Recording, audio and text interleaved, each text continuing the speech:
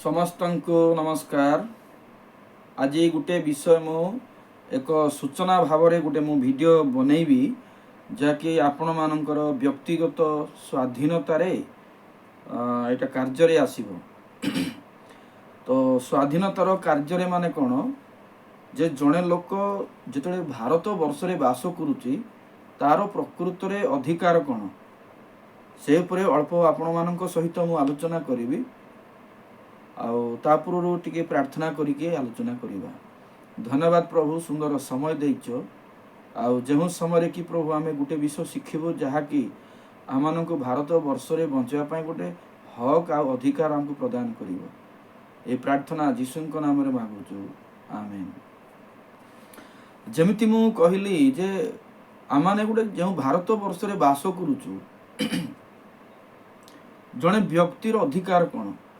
ମୁଁ ଏଠାରେ କୌଣସି ଧର୍ମ ଉପରେ ଆସୁନାହିଁ, ଜଣେ ବ୍ୟକ୍ତିର ଅଧିକାର କେମିତି ରହିବା ଦରକାର।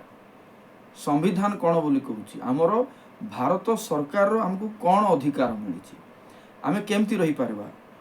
ସେ ଯେକୌଣସି ଧର୍ମର ଲୋକ ହୁଅନ୍ତୁ ନା କାହିଁକି, ହିନ୍ଦୁ, ଖ୍ରୀଷ୍ଟାନ, ମୁସଲିମ, ଶିଖ, ଜୈନ, ଯେକୌଣସି ଧର୍ମର, ବୁଦ୍ଧିଷ୍ଟ, ଯେତେ ପ୍ରକାର ଧର୍ମ ଭାରତରେ ଥାଉ ନା କାହିଁକି, ଯେ ପ୍ରତ୍ୟେକ ବ୍ୟକ୍ତିର ନିଜର ଅଧିକାର କ'ଣ, ମାନେ ସେ କେମିତି ନିଜକୁ ସମାଜରେ ରଖିବ। ଗୋଟେ ବିଲେଇ ଆଗରେ ମୂଷା ପରି ଗୋଟେ ଭୟଭୀତର ଜୀବନ, ନା ତାକୁ ଗୋଟେ ପ୍ରାଧାନ୍ୟ ତାର ଅଛି, ତାର ଗୋଟେ ଅଧିକାର ଅଛି କି? ତେଣୁ ଆମେ ଦେଖିବା ବିଏନ୍ଏସ୍ 301 ବା IPC 257 କବର ସ୍ଥାନ ଉପରେ ଯେଉଁ ସମସ୍ୟା ହେଉଛି, ଯେତେବେଳେ ଖ୍ରୀଷ୍ଟିଆନ ଭାଇ ଭଉଣୀମାନଙ୍କୁ ଆମେ ପ୍ରାୟ ଦେଖୁ, ଅନ୍ୟମାନଙ୍କର ଏତେ ସମସ୍ୟା ନାହିଁ। ଖ୍ରୀଷ୍ଟିଆନ ଭାଇ ଭଉଣୀମାନଙ୍କର ଯେତେବେଳେ ଆମେ ଦେଖୁଛୁ କି ଯେତେବେଳେ ଜଣେ ଲୋକ ମରିଯାଉଛି, ସେ ଅନ୍ୟ ଧର୍ମ ଗ୍ରହଣ କରିଥିଲା, ଯଦ୍ୱାରା ତାର ସମସ୍ୟା ହେଉଛି କବର ଦେବା ପାଇଁ ଲୋକ ଆସୁନାହାନ୍ତି, ତାଙ୍କୁ ସମାଧି ପାଇଁ ଜାଗା ମିଳୁନାହିଁ, ଏ ପ୍ରକାର ଅନେକ ବିଷୟ ଆମେ ଦେଖିବାକୁ ପାଉ। କିନ୍ତୁ ପ୍ରକୃତରେ ତାର ଅଧିକାର କ'ଣ? ବିଶେଷ କରି ଭାରତ ବର୍ଷରେ ଖ୍ରୀଷ୍ଟିଆନ ମାନଙ୍କର ଆମେ ଏହି ପ୍ରକାର ସମସ୍ୟା ଦେଖିବାକୁ ପାଇଥାଉ। ତ ଟିକେ ଆପଣମାନଙ୍କୁ ଏଇଟା ବଞ୍ଚିବାରେ ଅଧିକାର ଭାବରେ ସାହାଯ୍ୟରେ ଆସିବ, ସେଥିପାଇଁ ଆପଣମାନେ ଏଇଟା ଟିକେ ଧ୍ୟାନ ଦେଇ ଶୁଣିବେ, ଯେଉଁଟାକି BNS 301 IPC 297 କବରସ୍ଥାନ ବା ମଶାଣୀ ସମ୍ବନ୍ଧୀୟ ସମସ୍ୟା ଉପରେ। ତ ଦେଖନ୍ତୁ, BNS କହିଲେ କ'ଣ, BNS କହିଲେ କ'ଣ, ପ୍ରଥମ କଥା ଆମେ ସେଇଟା ଜାଣିବା। ଅର୍ଥାତ୍ B ରେ ଭାରତୀୟ, N ରେ ନ୍ୟାୟ, S ରେ ସଂହିତା। ଭାରତୀୟ ନ୍ୟାୟ ସଂହିତା, ଯାହାକି ଭାରତ ସରକାର ତାଙ୍କୁ ମାନ୍ୟତା ଭାବରେ ଗ୍ରହଣ କରିଛି ଏବଂ ଭାରତ ବର୍ଷରେ ପ୍ରତ୍ୟେକ ବ୍ୟକ୍ତିର ବ୍ୟକ୍ତିଗତ ଭାବରେ, ପ୍ରତ୍ୟେକ ଲୋକର ବ୍ୟକ୍ତିଗତ ଭାବରେ ନିଜକୁ ସୁରକ୍ଷା କରିବାର ଅଧିକାର ଅଛି। ପ୍ରତ୍ୟେକ ବ୍ୟକ୍ତି, ସେ ଯେକୌଣସି ଧର୍ମର ଲୋକ ହଉନା କାହିଁକି, ନିଜକୁ ସୁରକ୍ଷା କରିବାର ତାର ଗୋଟେ ନିୟମ ଅନୁସାରେ ସୁରକ୍ଷା ଅଛି। ତେଣୁ ଆଜି ଅନେକ ଲୋକମାନେ ଆମେ ଜାଣିନୁ, କିମ୍ବା ଜାଣିଲେ ବି ଆମକୁ ବହୁତ ପ୍ରେସରାଇଜ୍ କରାହେଉଛି। କିନ୍ତୁ ଆପଣମାନେ ଜାଣିଥାନ୍ତୁ ଯେ ଆମମାନଙ୍କର ଅଧିକାର ପ୍ରକୃତରେ କ'ଣ। ତ 2023 ବର୍ଷ ଅନୁସାରେ ଭାଗ ବା ସେକ୍ସନ୍ 297 ଏହି ସମସ୍ତ ବିଷୟ ଲେଖା ଅଛି। 2023 ଅନୁସାରେ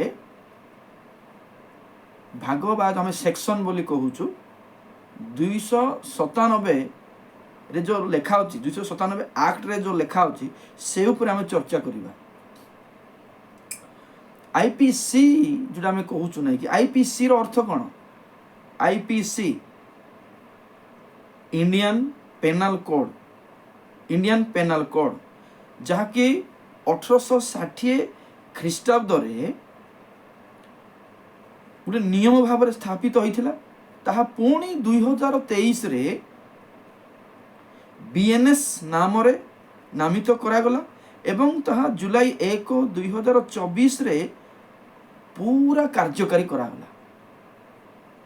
ତ ସେ ନିୟମ ଉପରେ বা ସେଇଠି କ'ଣ ଲେଖା ଅଛି ଜଣେ ବ୍ୟକ୍ତିର, ସେ ଯେକୌଣସି ଧର୍ମର ବ୍ୟକ୍ତି ହୁଅନ୍ତୁ, ଖ୍ରୀଷ୍ଟିଆନ, ମୁସଲିମ, ଶିଖ, ବୌଦ୍ଧ, ମାନେ ଯେଉଁଟା ବି ସେ ଧର୍ମ ଗ୍ରହଣ କରିଥାଉ କାହିଁକି, ସେଇ ଲୋକ ମଲା ବେଳକୁ ନିଜର ପରିଜନକୁ ଆଉ ନିଜର ଲୋକମାନଙ୍କୁ କେମିତି ସେ ସମାଧି କରିପାରିବ ନା ନାହିଁ, ସେ ଉପରେ ପ୍ରାଞ୍ଜଳ ଭାବରେ ଲେଖା ଅଛି। ଆଉ ଆପଣମାନେ ଜାଣିବା ଦରକାର ଅଛି, ଯେହେତୁ ସମସ୍ୟା ବଢ଼ି ଚାଲିଛି।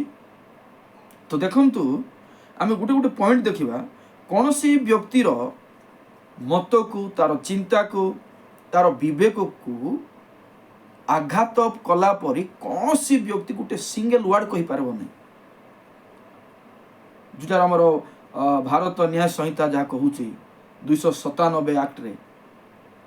ଆଉ ଗୋଟେ ଦେଖନ୍ତୁ, କୌଣସି ଧର୍ମ ଚାଲିଥାଉ ନା କାହିଁକି, ଧର୍ମର କୌଣସି ବିଷୟକୁ ନେଇ ସେ ଧର୍ମର ଲୋକମାନଙ୍କୁ ଇଙ୍ଗିତ କରି, ଅପମାନ କରି ହିଣ୍ଟସ୍ ମଧ୍ୟ ଆପଣ ଦେଇପାରିବେ ନାହିଁ ସେଇ ଲୋକକୁ। ସେ ଯେଉଁ ପ୍ରକାର ଧର୍ମ କରୁ, ସେ ଧର୍ମର ଶିକ୍ଷିତ ହେଉ କି ଅଶିକ୍ଷିତ ହେଇଥାଉ, ସେ ଧର୍ମ ଉପରେ ଇଙ୍ଗିତ କରିକି ଜଣଙ୍କର ଭାବନାକୁ ଆଘାତ କଲା ପରି ଆପଣ କହିପାରିବେ ନାହିଁ।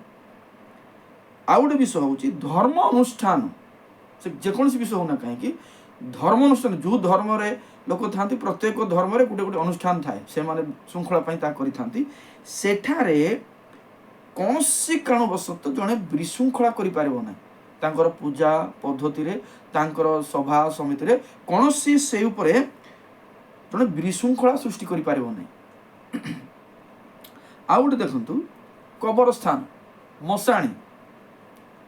ମଶାଣୀ ଯେତେବେଳେ ଜଣେ ଲୋକ ମରିଯାଏ, ଆଜ୍ଞା, ସେ ହେଉଛି ଭାରତର ଲୋକ, ଭାରତ ମାଟିରେ ସେ ସମାଧି ପାଇବ।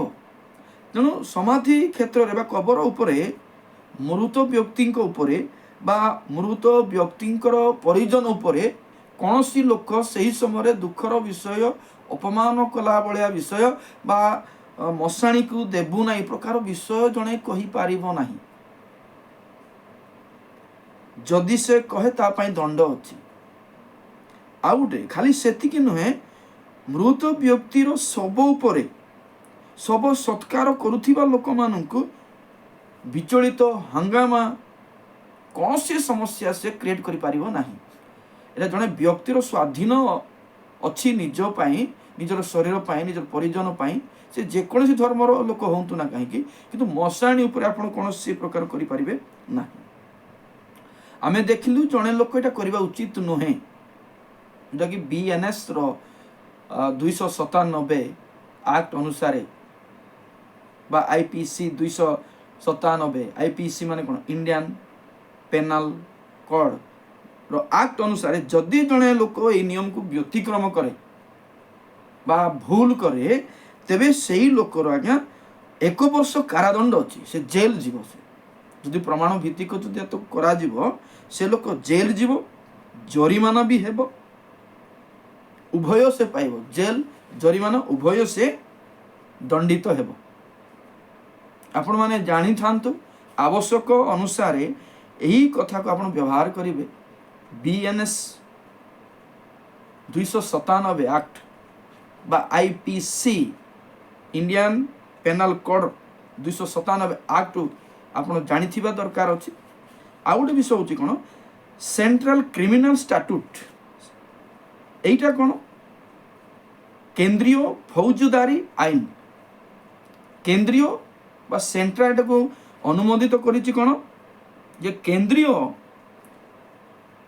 ଏହି ନିୟମକୁ କ'ଣ କରିଛି, ସଂସଦ ଦ୍ୱାରା, ପାର୍ଲାମେଣ୍ଟ ଦ୍ୱାରା এটা ପ୍ରଣତି କରିଛି, ସେ ଘୋଷଣା କରିଛି এটা ନିୟମ ବୋଲି, ଯାହାକି ସାରା ଭାରତରେ ଏହି ନିୟମ ଲାଗୁ ହେଉଛି। କ୍ରିମିନାଲ କ'ଣ, ଫୌଜଦାରୀ କ'ଣ, ଏହା ଅପରାଧ, ଦଣ୍ଡ ଏବଂ ନ୍ୟାୟ ପ୍ରକ୍ରିୟା ଉପରେ এটা ଆଧାରିତ।